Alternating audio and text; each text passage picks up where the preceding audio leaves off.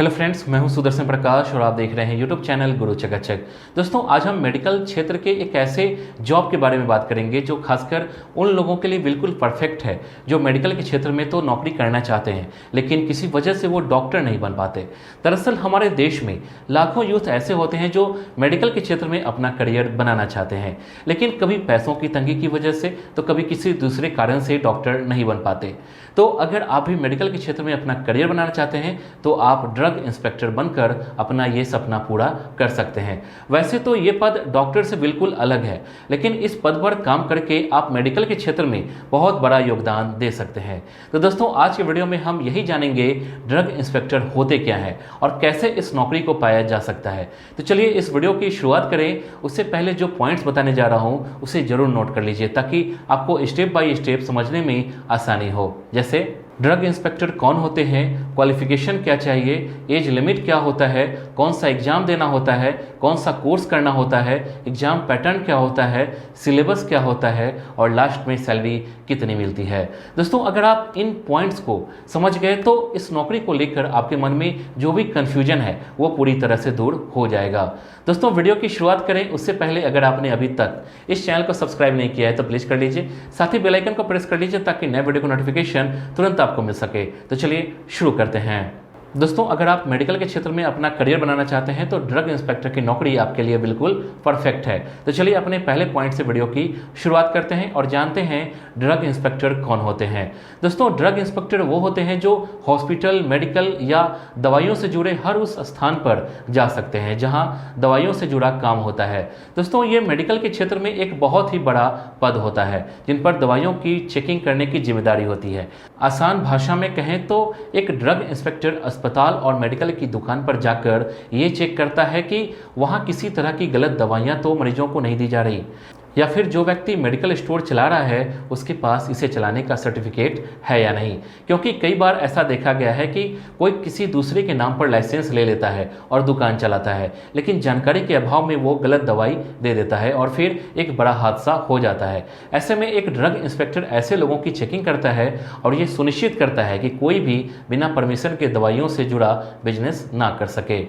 इसके बाद जानते हैं क्वालिफिकेशन क्या चाहिए। दोस्तों, अगर आप भी ड्रग इंस्पेक्टर बनना चाहते हैं और ये नहीं पता कि उसके लिए क्या क्वालिफिकेशन चाहिए तो हम आपको बता दें कि इसके लिए आपका 12th साइंस स्ट्रीम से होनी चाहिए, जिसमें मैथमेटिक्स या फिर बायोलॉजी से किया होना चाहिए, लेकिन आपका एक सब्जेक्ट केमिस्ट्री भी साथ में रहना चाहिए। इसके बाद कैंडिडेट को किसी रिकॉग्नाइज्ड यूनिवर्सिटी से बैचलर ऑफ फार्मेसी की डिग्री हासिल करनी होगी। इस कोर्स का ड्यूरेशन 4 साल की होती है। यह कोर्स किसी भी मान्यता प्राप्त सरकारी और प्राइवेट कॉलेज से किया जा सकता है।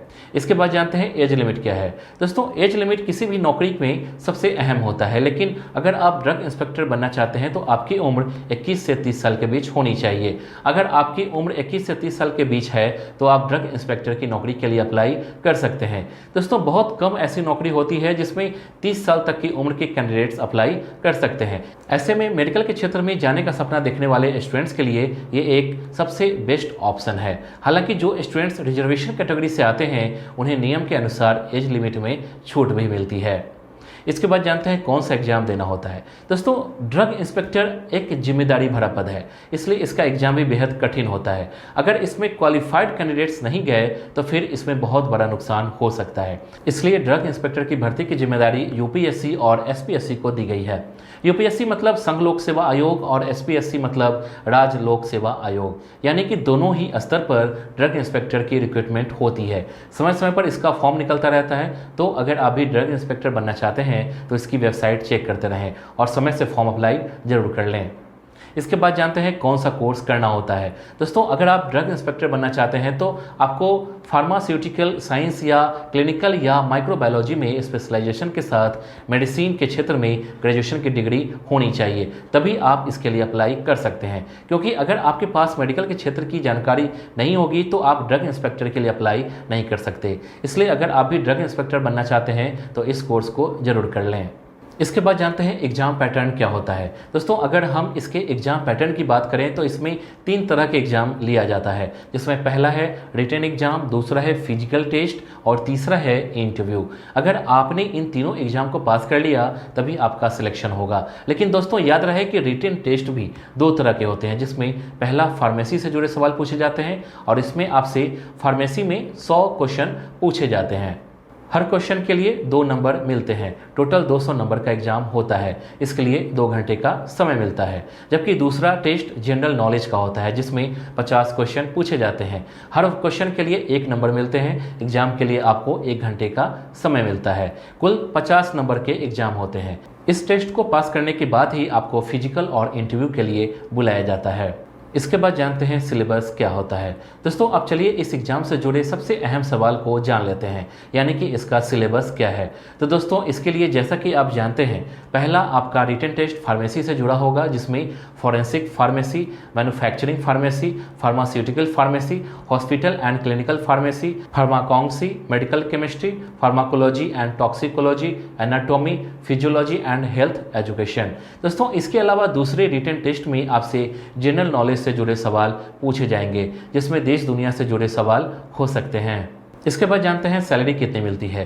दोस्तों जैसा कि आप जानते हैं कि एक ड्रग इंस्पेक्टर का पद बहुत जिम्मेदारी भरा होता है, इसलिए एक ड्रग इंस्पेक्टर की सैलरी भी काफ़ी अच्छी होती है। एक अनुमान के मुताबिक 7th पे कमीशन लागू होने के बाद एक ड्रग इंस्पेक्टर की सैलरी 45,000 से 1,42,000 रुपये तक मिलती है। इसके अलावा house rent allowance, travelling allowance, external allowance होता है।